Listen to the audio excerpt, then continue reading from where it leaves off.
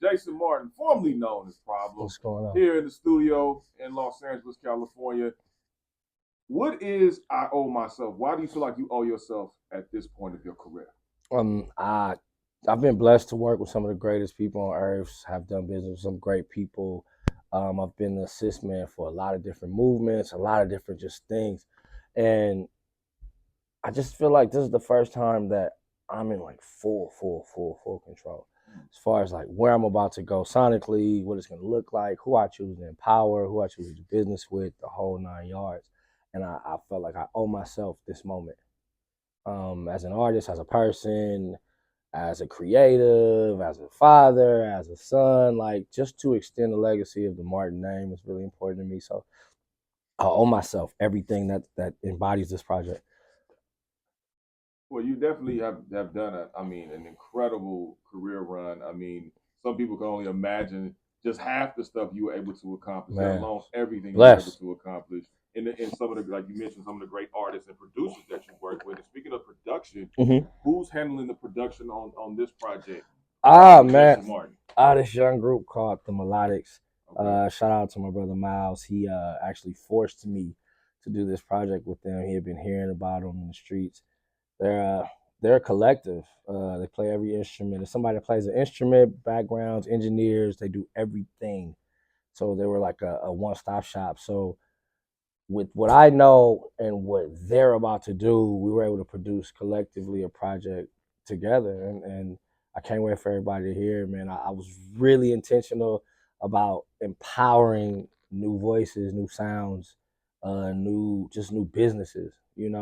I saw a tweet from the kid Dijon. Mm-hmm. Shout out to him. He does the report cards. He had my name on a list of people that if they don't put out something classic by 2024, they should go and maybe empower other artists and move into the executive seat because of the knowledge. And some people took offense to it. I thought it was very on point. So I'm like, well, let me go for both of them. Let me try to put together an amazing project and help as many new artists as I can. So Any other production? Are they handling they pretty much handled all of it? all of it. I mean, we brought in Terrace to come and just make sure everything was okay. But for the most part, yeah, it's all of us. We're in this studio. That's why this we're having a listening thing here because this is where we recorded. This is where we met. We did 4 sessions, and these 4 sessions may have changed all our lives. Man, that's fantastic. I know you've been very tight with DJ Quik. Yeah, I know you've given him a lot of praise as far as just helping you with this album as well. So, yeah. what areas do you feel like DJ Quik really enhanced you and really, fine tuned your ear, so to speak, for this particular project? If it wasn't for Quick and us doing Rosecrans, I don't think I'm even able to do I owe myself.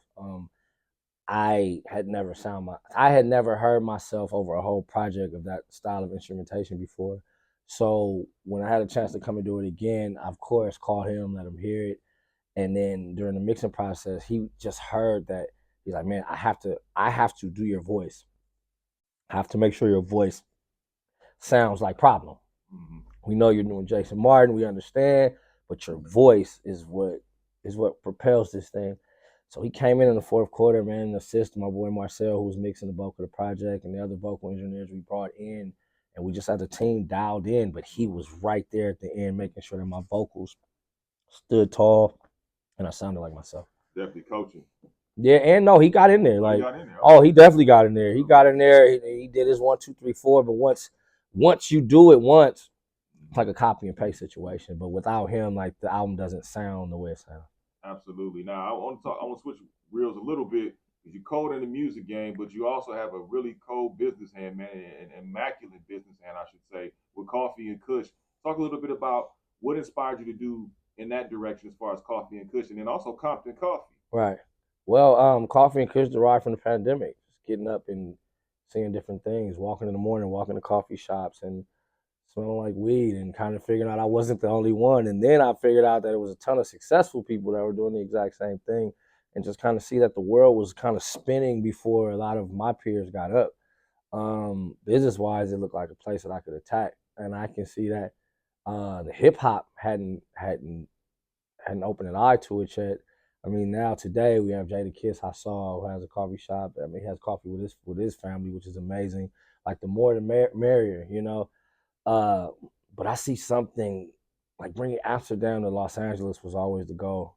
You know, the peace that those people walk around with, and the focus that combining those two superpowers create. Man, it's actually spawned all of this. As far as Compton Coffee, that kind of came out of nowhere.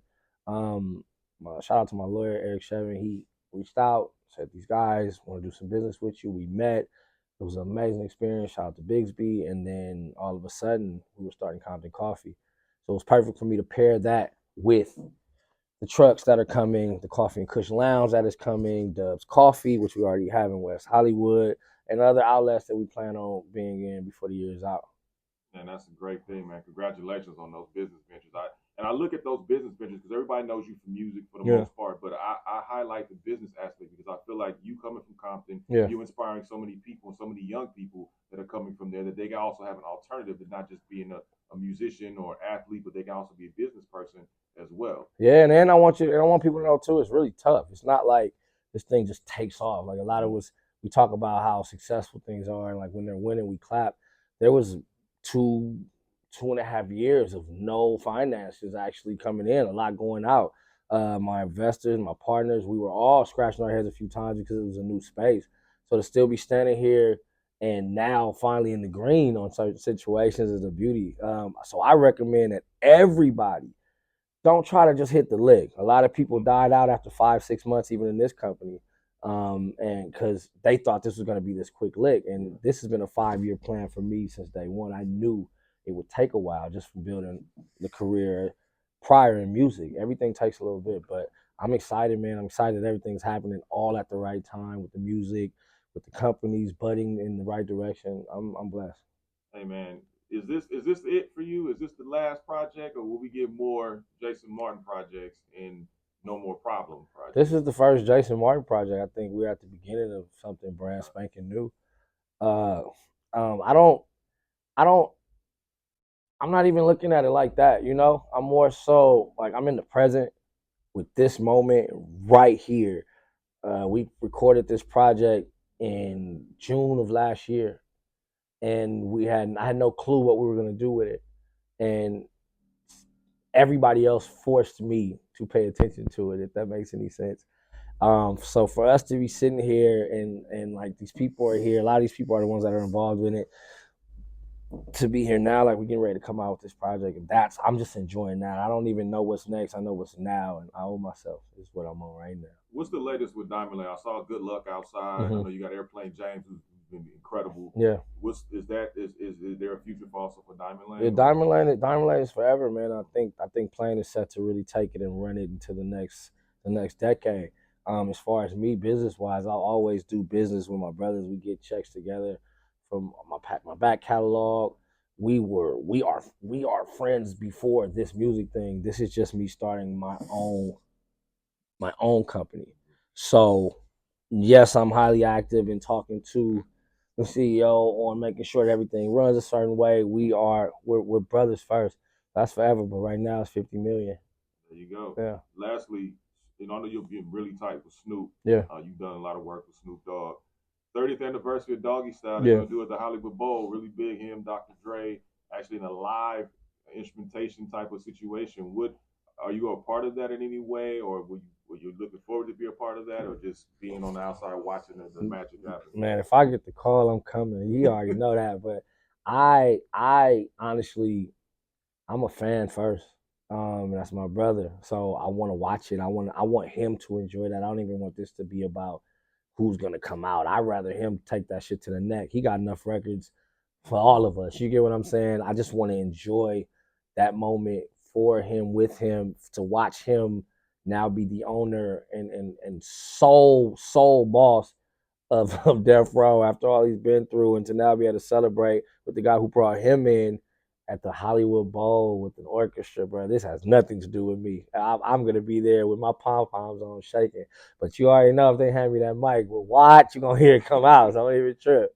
As they should. Mm-hmm. Lastly, man, I've been seeing you doing a lot of background work as far as the working with the House Party reboot. Right. I know I saw you a cameo in the remake of White man can't White jump. Man Can't Jump. Yeah. You know, Is any more films or movies in your Rolodex coming up? Yeah, man. Shout out to my brother Calmatic, man. You know what I'm saying? Who actually he shot the first Diamond Lane video, which was Okay. Lobster. So for him to be transcending in film and keeping it as shitty as he is, he's making sure everybody he fucked with before gets a chance to rock with him on this journey, man. Shout out to him calling me last minute. Like, man, come on, we got the scene and watch, man. Pull up, we'll. As far as the thing with House Party, being a vocal coach for the first time and being able to just sit on set with him and enjoy his growth was dope. As far as me, yes, you're gonna see some things. I'm developing some situations. Okay.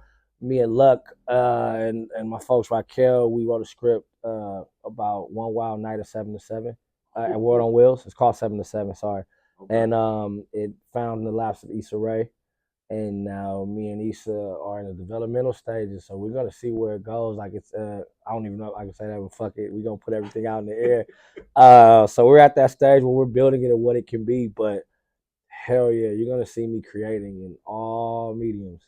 That's major, man. Congratulations on that as well. You and Issa Rae, man. Yeah. I love seeing that, just the collaboration. I know the audience is going to love that as well. And those of us that are from LA, we Yeah. know what 7 to 7 represents. Yeah, So yeah, you already yeah. know, Yeah. it's definitely going to bring back some memories. Yeah, it's gonna be exciting. It's just trying to figure out if it's gonna be a film or a TV show.